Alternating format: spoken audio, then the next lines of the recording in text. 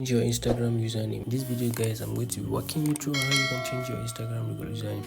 So let's go ahead and open your Instagram. When you open your Instagram, just go ahead and click on the profile and click on where it is edit profile. Just showing below your profile section.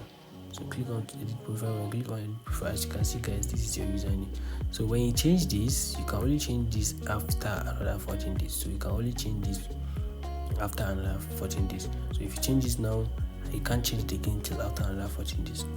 So you have to wait for 14 days before you can change it.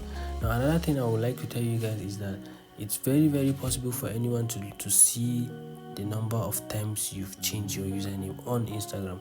So if you are doing this because of a business account, I would advise you to create a fresh account, or if you are changing the account, make sure the account you are using, how you haven't changed the username a couple of times, else people will see your business as fraud and you won't get what you want with your Instagram account. So don't make sure you don't really change much of your account username, because it might affect whatever you're about to do. As long as it's not a personal account, if it's a business account, please make sure you don't change it too many times, because it's very possible for anyone to check how many times you've changed your password, you've changed your username rather. If this video is helpful, don't forget to click and like and subscribe button to support the channel. See you on the next.